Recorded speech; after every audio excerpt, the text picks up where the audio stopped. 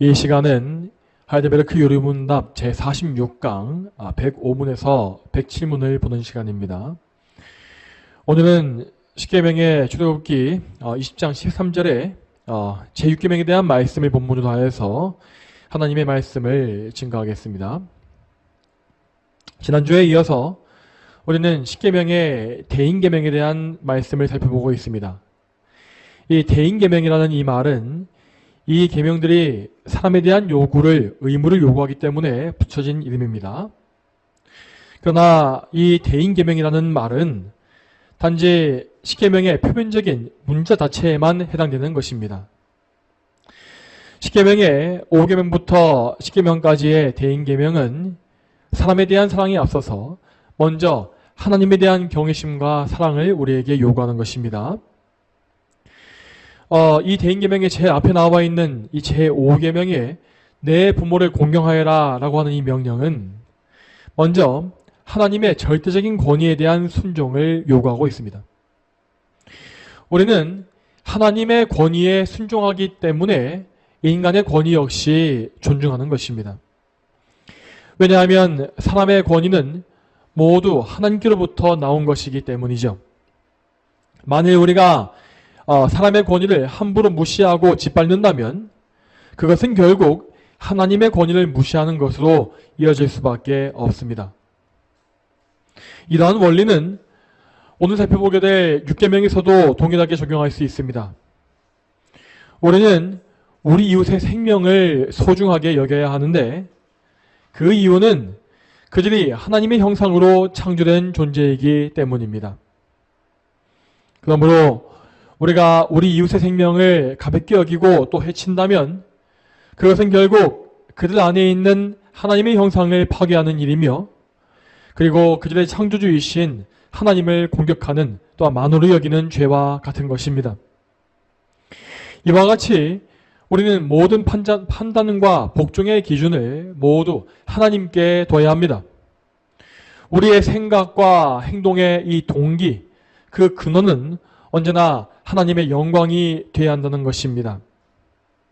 만일 우리 삶의 중심이 하나님께 있지 않으면 우리는 무조건 무가치한 이 세상의 것을 추구할 수밖에 없을 것이고 우리의 타락한 본성에 따라서 마음대로 죄를 짓는 삶을 살 수밖에 없습니다. 우리는 이러한 사실을 인식하는 가운데 우리의 삶 전체를 계명 중심으로 하나님 중심으로 다시 세워가야 합니다. 그러면 오늘 요리문답을 묻고 답해보겠습니다. 먼저 105문과 106문을 이어서 한번 읽어보죠. 105문과 106문 제가 먼저 질문하겠습니다. 제6계명에서 하나님께서 원하시는 것은 무엇입니까? 내가 이웃의 명예를 훼손하거나 그들을 미워하거나 해치거나 죽이지 않기를 원하십니다. 나는 생각이나 말이나 몸짓으로 무엇보다도 행동으로 그러해서는 안 되고 다른 사람을 시켜서 해서도 안 되며 오히려 모든 복수심을 버려야 합니다. 더 나아가 자기 자신을 해쳐서도 안 되고 부주의하게 위험에 빠지려서도 안 됩니다. 그러므로 살인을 막기 위해서 국가는 또한 칼을 가지고 있습니다. 아멘. 106문입니다. 그런데 이 계명은 살인에 대해서만 이야기합니까? 아닙니다. 하나님께서는 살인을 금하심으로써 살인의 뿌리가 되는 시기, 증오, 분노, 복수심 등을 미워하시며 이 모든 것을 살인으로 여기신다고 가르치십니다. 아멘. 오늘날 대다수의 사람들은 제6계명에 대해서 너무나 좁은 견해를 가지고 있는 경우가 많습니다. 그런 사람들은 6계명을 문자적으로만 해석하여서 단지 실제 살인 행위를 금지하는 것으로만 생각하는 것입니다. 물론 물리적으로 남의 생명을 빼앗는 것은 이 살인은 제6계명에 속해 있는 범죄 가운데 제일 심각한 죄가 맞습니다. 그렇지만 우리는 제6계명에 대해서 성경이 말씀하고 있는 전체 의미가 무엇인지를 정확히 알고 있어야 합니다. 먼저 구약시대에 주어진 모세의 율법은 10계명을 세밀하게 적용하는 내용을 담고 있습니다. 그 율법에 따르면 사람에 대한 폭력과 모욕과 명예훼손 등등은 모두 금지되어 있는 죄악입니다. 이러한 조항들은 10계명 중에서 6계명에 속해 있는 것이 분명합니다. 그러므로 제6계명의 살인이라는 단어 안에는 이 폭력과 모욕과 명예훼손 등의 죄가 모두 포함되는 것을 우리는 알 수 있는 것입니다. 또한 신약 성경에 넘어오게 되면 예수님께서 제6계명의 범위를 더욱더 넓게 적용하시는 것을 볼 수 있습니다. 자, 이에 대해서 마태복음 5장 21절부터 24절을 보시기 바랍니다. 마태복음 5장 21절부터 24절 말씀. 옛 사람들에게 살인하지 마라. 살인하는 자는 누구든지 심판을 받을 것이다 라고 말해진 것을 너희가 들었으나 나는 너희에게 말하니 자기 형제에게 화내는 자는 누구든지 심판을 받게 되고 자기 형제에게 라카라고 말하는 자는 누구든지 공회에 잡혀가게 되며 바보라고 말하는 자는 누구든지 불타는 지옥에 던져질 것이다.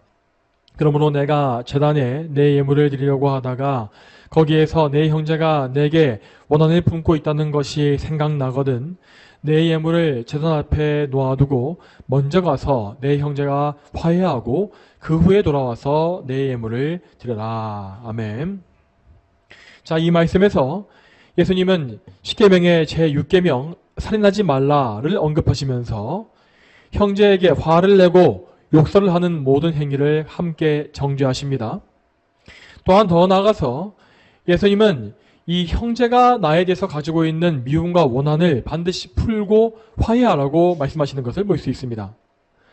그러므로 이 말씀에서 예수님은 분명히 제6계명을 우리 마음속에 있는 분노와 미움과 시기, 복수심 이런 악한 마음으로 확장해 놓으신 것입니다. 이처럼 하나님은 제6계명을 통하여서 우리 사람에 대한 모든 악한 행동과 모든 악한 생각을 다 금지하십니다. 우리의 이 악행과 생각의 그 대상이 우리의 타인이든지 아니면 나 자신이든지 상관없이 폭력과 악한 말, 미움과 시기, 질투, 분노, 복수심 이러한 자기 파괴 등등은 모두 살인에 속하는 죄인 것입니다.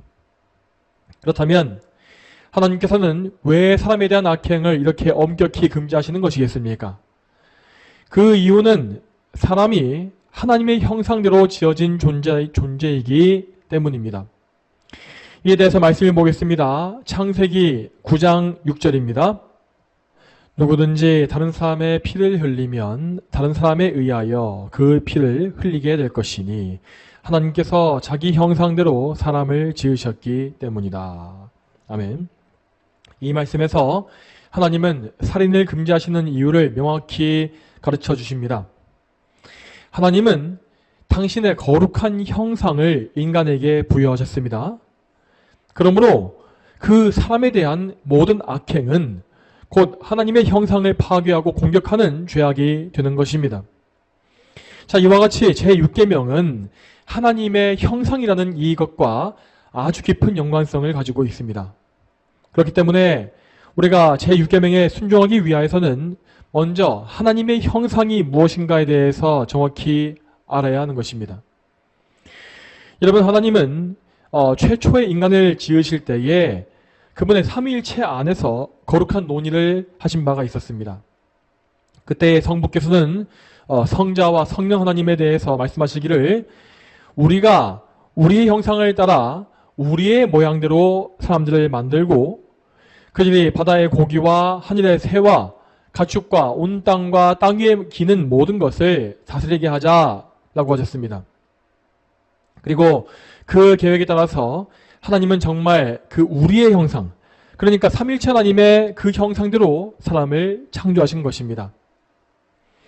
이렇게 삼일체 안에서의 특별한 논의를 통하여서 하나님의 형상대로 지어진 피조물은 오직 인간뿐입니다. 저 하늘의 천사들은 물론 매우 특별하고 고귀한 피조물이 맞습니다. 하지만 그들에 대해서는 그들이 하나님의 형상으로 지어졌다라고 하는 기록이 전혀 없습니다. 여러분, 그러면 하나님께서 우리에게 주신 이 그분의 형상이란 것은 과연 무엇이겠습니까? 첫째로 사람에게는 다른 피조물에게 없는 인격이라는 것이 있습니다. 이 인격 안에는 정말로 다양한 것이 포함되어 있습니다. 우리 인격성 안에는 우리의 이 지성, 이성과 또 의지가 있고 감정이 있으며 또한 도덕적인 분별력 역시 포함되어 있습니다. 우리는 먼저 이성을 통하여서 하나님께서 하시는 것과 같이 깊은 생각을 할 수가 있고, 또한 의지를 가지고서 우리의 생각대로 뭔가를 표현하고 실행할 수 있습니다. 그리고 우리의 감정을 통해서 하나님을 사랑하거나 이웃을 사랑하는 등의 그런 사랑을 표현할 수 있죠.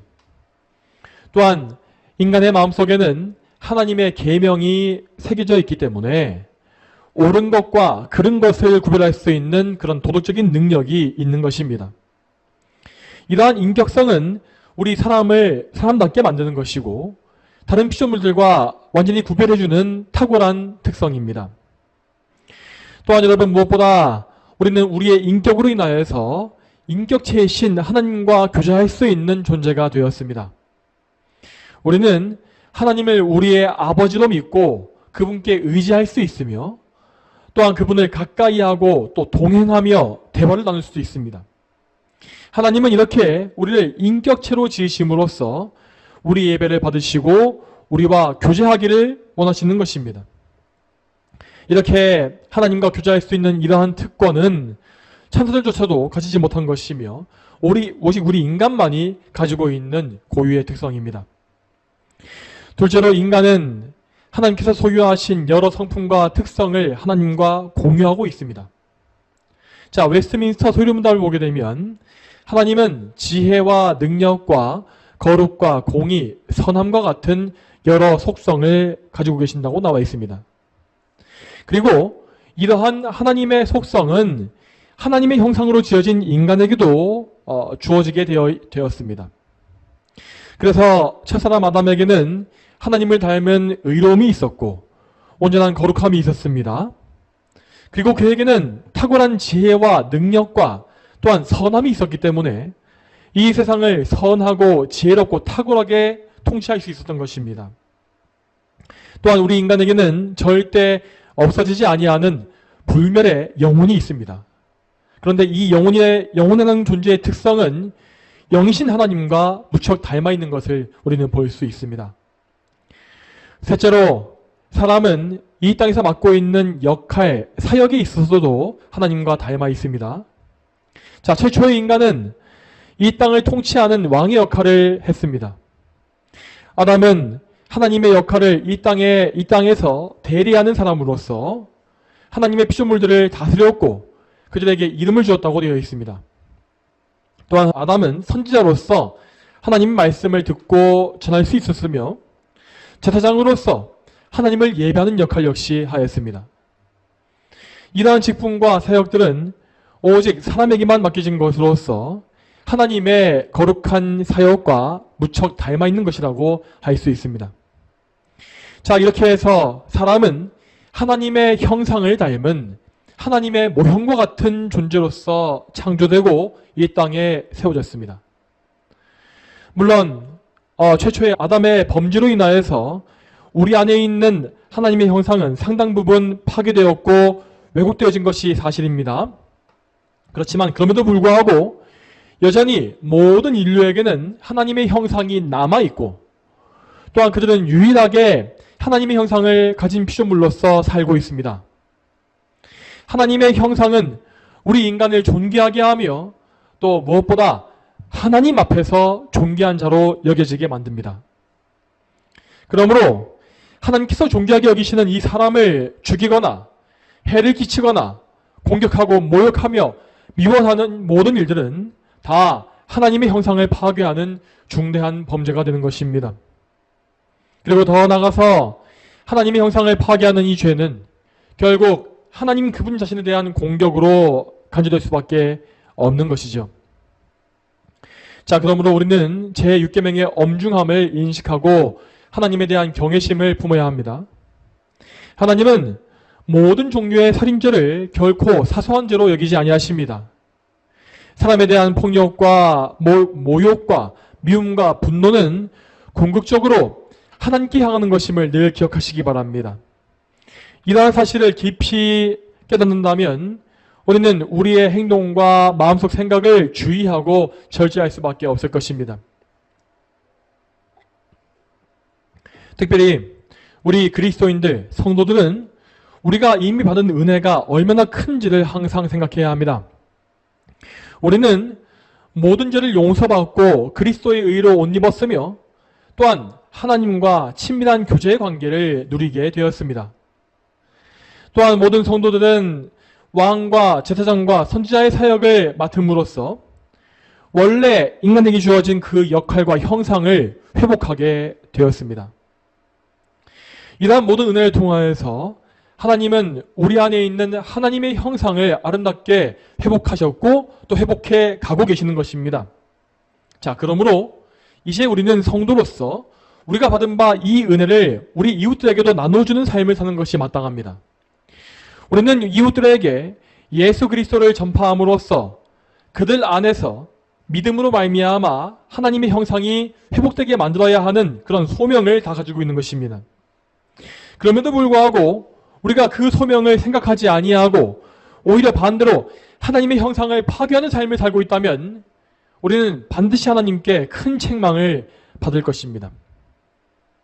자, 성도 여러분, 우리가 모든 것 중에 좀 더 주의를 기울여야 할 문제는 바로 우리 마음속에 있습니다. 눈에 보이는 우리의 행동을 주의하는 것은 물론 힘들긴 하지만 마음의 문제에 비해서는 훨씬 쉽습니다. 여러분, 마음속에서 벌어지는 살인의 죄를 통제하기가 얼마나 힘듭니까? 우리는 너무나 쉽게 남에게 시기와 미움을 품게 되며 복수심과 그런 악한 마음에 불타오를 때가 너무나 많습니다.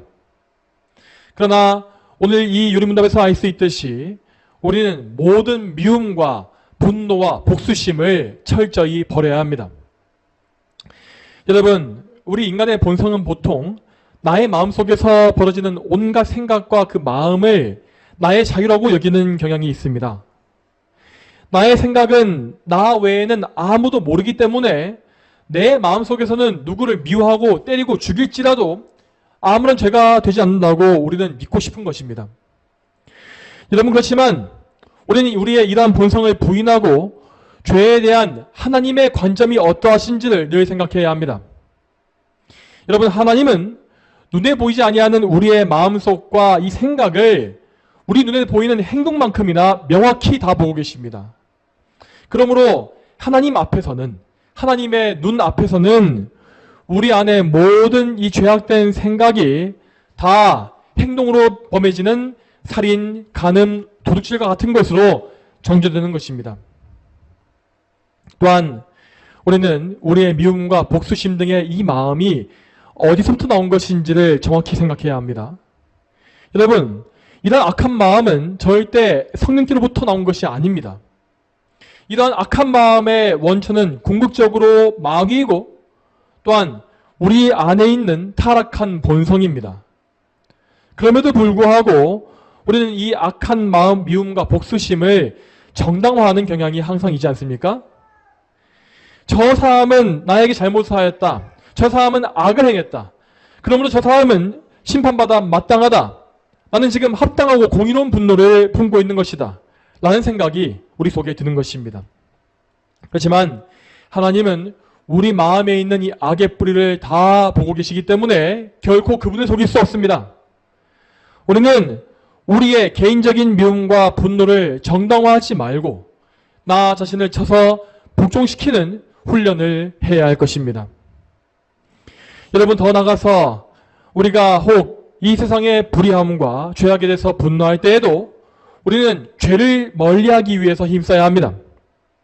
자, 이 일을 위해서 우리는 우리 안에 일어나는 분노가 과연 거룩한 분노인지 아니면 나의 죄악된 분노인지를 분별할 수 있어야 할 것입니다.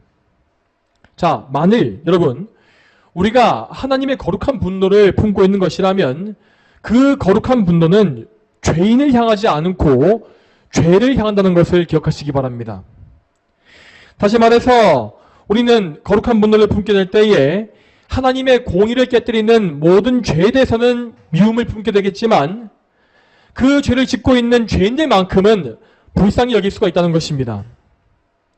우리는 오히려 그들의 회개와 구원을 간구함으로써 그들을 통하여서도 하나님께서 영광 받으시기를 바라게 될 것입니다.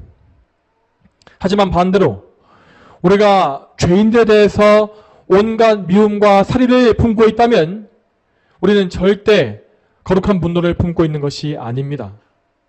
우리는 이러한 악한 분들을 멀리함으로써 제6계명의 철저한 준수에 늘 힘써야 할 것입니다.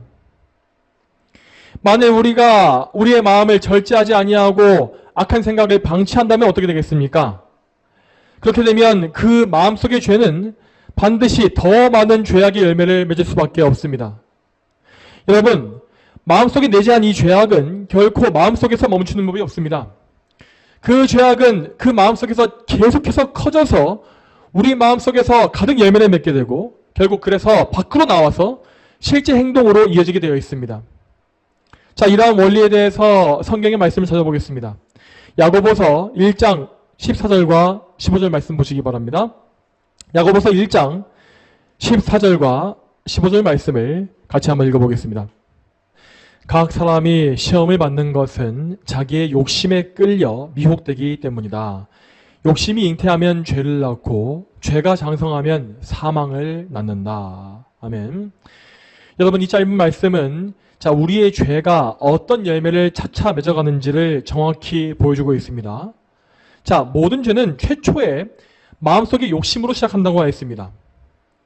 이 욕심이란 것은 그저 탐심만 말하는 것이 아니라 우리 마음속의 모든 악한 정욕과 모든 악한 마음을 다 통틀어 말하는 것입니다.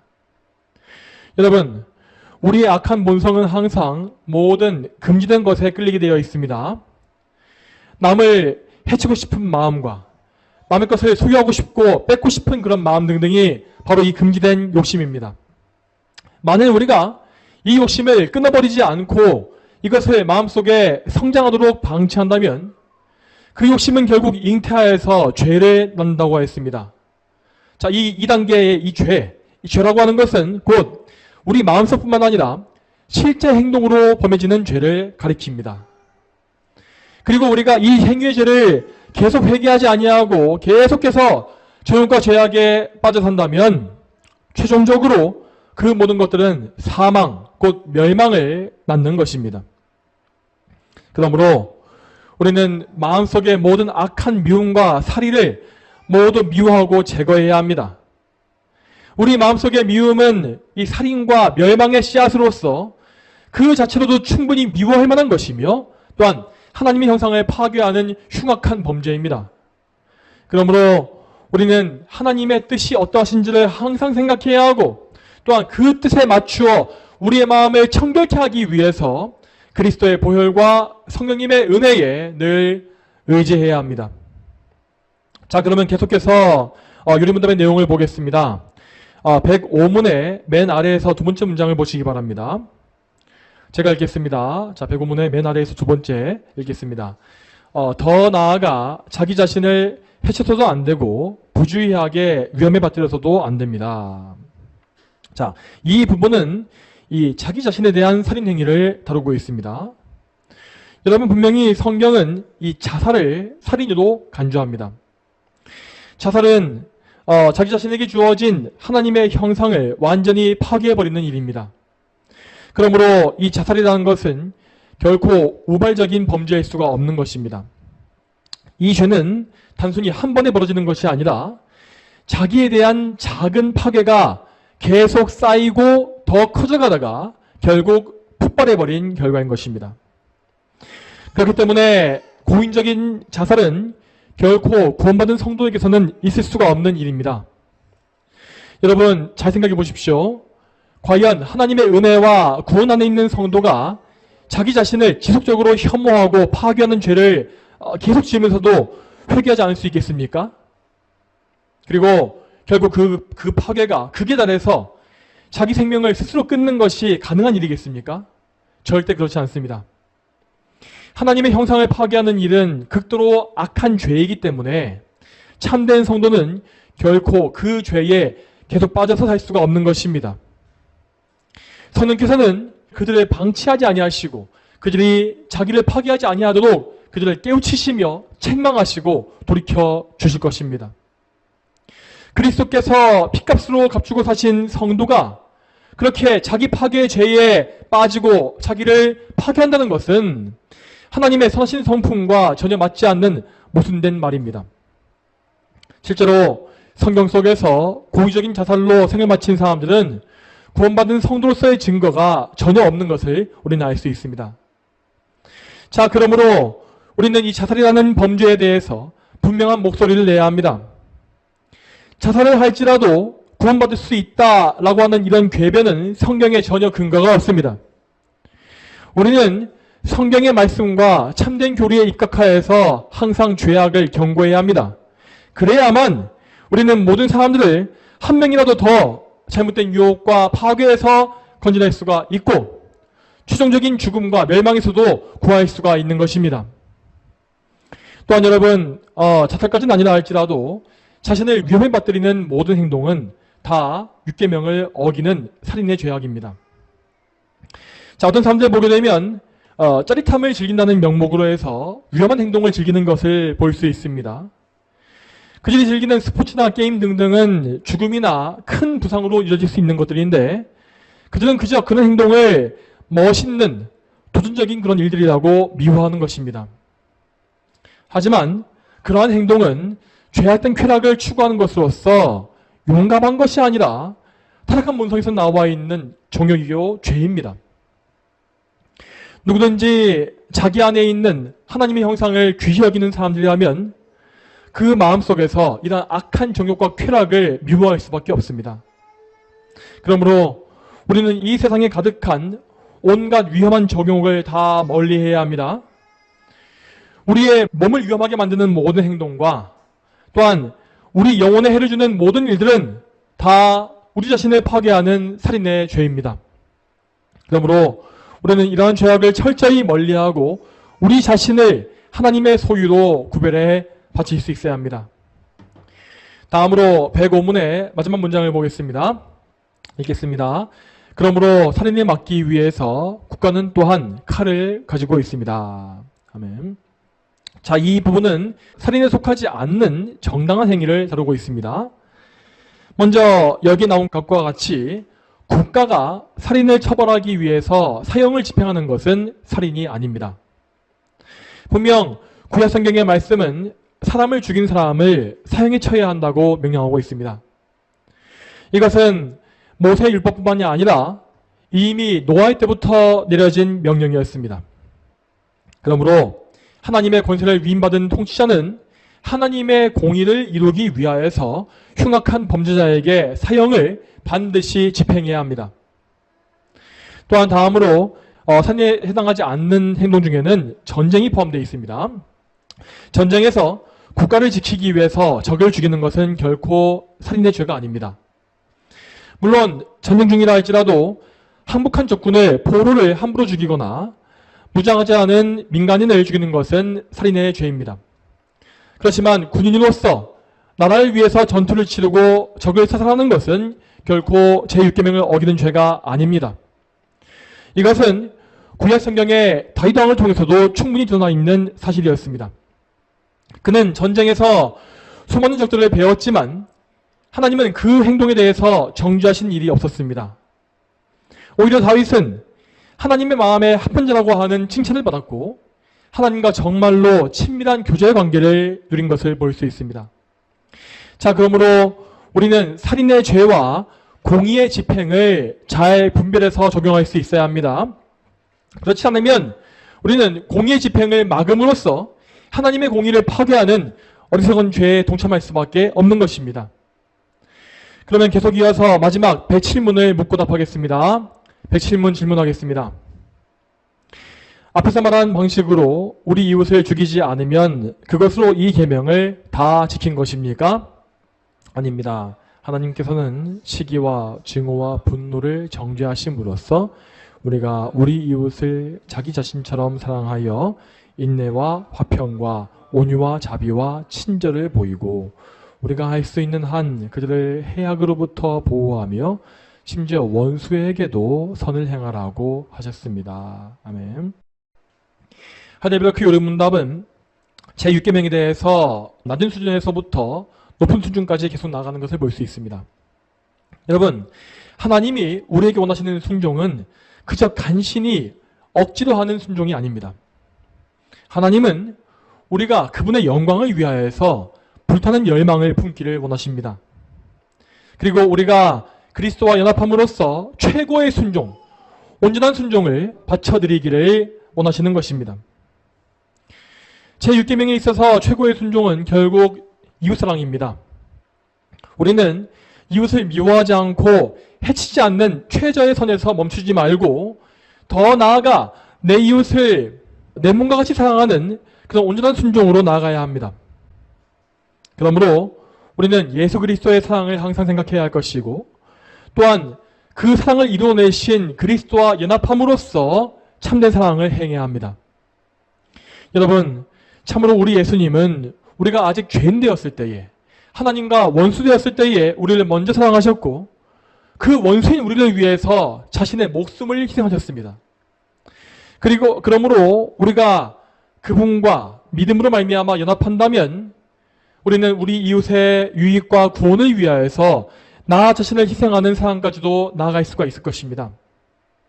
물론 여러분, 이 희생이라는 것은 절대 쉬운 일이 아닙니다. 자, 왜냐하면 우리의 본성은 남을 사랑하기보다 미워하는 것을 더 좋아하고 또한 우리 이웃들은 하나같이 악하고 부족한 죄인들이기 때문입니다. 그러나 그럼에도 불구하고 우리는 그리스도 안에서 그리스도로 인하여 그들을 인내하며 나 자신을 쳐서 복종시켜야 합니다. 여러분, 그 인내와 복종이란 무엇이겠습니까? 만일 우리의 이웃이 우리를 부당하게 괴롭힐지라도 우리는 그들을 온유함으로 대해야 하고 또한 그들의 잘못에 대해서도 부드러운 말로 권면해줘야 합니다. 그리고 우리는 이웃의 어려움을 실제로 도와주되 아무런 대가를 바라지 말고 거저 도와주는 은혜를 베풀어야 합니다. 또한 때로는 나의 당연한 권리와 그런 것들을 포기해버리고 이웃에게 나의 것을 양보하며 더 나아가서 이웃의 생명을 위하여 나 자신을 포기할 수 있는 그런 수준까지 나아가는 것입니다. 그리고 심지어 이 사랑은 원수에 대한 사랑까지 이어지게 되어 있습니다. 원수를 미워하지 말고 오히려 그들에게 복을 빌어주며 심지어 원수를 위하여서 내 생명을 내어주는 것이 바로 이 6계명이 요구하고 있는 바 최고의 사랑입니다. 그것이 제6계명에 순종하는 최고의 수준인 것입니다. 여러분, 그러나 우리의 본성으로는 절대로 이 사랑을 행할 수가 없습니다. 사실 우리의 수준에서는 나의 제일 친한 가족이나 자녀까지도 온전히 사랑하지 못하고 때로 미워하는 것이 현실이지 않습니까? 그렇기 때문에 우리는 항상 기도와 말씀으로 나를 부인하고 치는 그런 삶을 살아야 하는 것입니다. 원수까지 사랑할 수 있는 그러한 사랑은 결코 하루아침에 이루어지는 것이 아닙니다. 그런 사랑을 이루기 위해서는 반드시 오랜 기간에 오랜 세월에 자기 부인과 훈련이 이루어져야 합니다. 그러한 신앙생활을 통하여서 우리는 예수 그리스도를 정말 많이 닮고 그분과 연합해야만 이러한 참된 순종에 이를 수가 있습니다. 여러분, 물론 지금 저와 여러분에게는 이러한 상황이 너무나 멀게 느껴지는 것이 사실입니다. 그러나 우리는 지금도 성령님께 의지함으로써 이러한 사랑을 구해야 합니다. 이 사랑을 이루기 위해서는 먼저 우리가 많은 고난을 통과해야 합니다. 우리는 그리스도의 고난에 연합함으로써 불같은 연단을 통과해야만 그분의 형상을 닮을 수가 있는 것입니다. 자, 하지만 그럼에도 불구하고 이 많은 고난에도 불구하고 우리는 이 사랑을 소유하게 되기를 열망해야 합니다. 왜냐하면 그것이 바로 하나님께 영광 돌리는 최고의 길이기 때문이죠. 여러분은 오늘 6계명을 통하여서 하나님의 형상이 무엇인지를 보셨습니다. 자, 그런데 그 하나님의 형상이라는 것은 우리의 머리가 되신 그리스도 안에서 온전히 이루어지고 우리에게 보여진 것입니다. 예수님은 참된 사람으로서 온전히 거룩한 삶을 사시었고 또한 그분의 삶을 통하여서 하나님의 형상이 무엇인지를 우리에게 보여주셨습니다. 완전히 무죄하고 완전히 거룩하며 또한 하나님께 모든 기쁨과 영광을 돌리는 이것이 바로 예수님께서 보여주신 하나님의 형상입니다. 자, 그러므로 그리스도와 믿음으로 연합한 모든 성도들은 예수님 안에 있는 이 아름다운 하나님의 형상을 사모할 수밖에 없습니다. 성도들은 자기 안에 하나님의 형상을 회복하기 위하여서 그리스도와의 연합을 갈망할 것이고 그리스도로 말미암아 하나님의 형상을 이루어 하나님께 온전히 영광 돌리는 이 일을 열망할 수밖에 없는 것입니다. 이 불타오르는 열망으로 인하여서 성도들은 자기에게 오는 고난을 오히려 기뻐하고 연단 중에서도 소망을 품을 수 있는 것입니다. 그리고 그들은 성령으로 말미암아 고난 중에 그리스도의 형상이 그들 안에 이루어져 가는 그 기쁨을 맛보게 됩니다. 자, 여러분, 이렇게 그리스도의 형상을 이루는 이것은 오늘 말씀드렸던 살인의 죄와는 완전히 반대되는 것입니다. 살인의 죄는 하나님의 형상을 파괴하는 것입니다. 하지만 그리스도와 연합한 성도들은 하나님의 형상을 파괴하지 아니하고 오히려 회복하며 살리고 완성합니다. 이것이 바로 제6계명에 순종하는 가장 영광스러운 길임을 믿으시기 바랍니다. 그러므로 사랑하는 성도 여러분, 여러분 안에 하나님의 형상이 이루어지는 것을 사모하십시오. 그리고 그 거룩한 형상이 여러분의 이웃들 안에서도 회복될 수 있도록 복음의 증인이 되시기를 바랍니다. 이렇게 제6계명에 순종하는 성도들은 장차 하늘나라에서 하나님의 영광을 반드시 볼 것입니다. 그리고 그들은 자기 안에서 하나님의 복된 형상이 완성되어지는 큰 영광을 보고 누릴 것입니다. 다 함께 기도하겠습니다. 하나님 아버지, 오늘도 제6계명에 대한 하나님의 말씀과 유리문답의 이 진리를 통하여서 우리가 하나님께 온전히 순종하며 이웃을 사랑하고 그리고 하나님의 형상을 이루는 것이 무엇인지를 보게 하심에 정말로 감사드립니다. 하나님, 우리 인간의 본성은 하나님의 형상을 계속 파괴하고 없애고 제거하고자 하는 그런 악한 욕망을 가지고 있습니다. 하지만 우리는 성도로서, 구원받은 성도로서 예수님 안에 있는 하나님의 형상을 사모하며 우리 안에도 예수님으로 말미암아 그 형상이 이루어지기를 갈망하고 있습니다. 하나님, 우리 안에서 이러한 갈망이 더욱더 커져가게 하시고, 그래서 우리가 이 제6계명을 간신히 지키는 것이 아니라 정말 이 제6계명의 살인죄와 완전히 반대 지점에 있는 하나님의 형상을 회복하는 그 일에 정말 우리의 온 마음을 다 쏟게 해주시기를 간절히 소망합니다. 우리가 우리 자신과 우리 이웃들 안에서 하나님의 형상을 살림으로 말미암아 하나님께 모든 영광과 기쁨을 올리기를 사모하게 해주시옵소서. 이 모든 것을 하나님께 간구하고 또 응답받을 줄 믿사오며 이 모든 기도 살아계신 예수님의 이름으로 기도 올립니다. 아멘.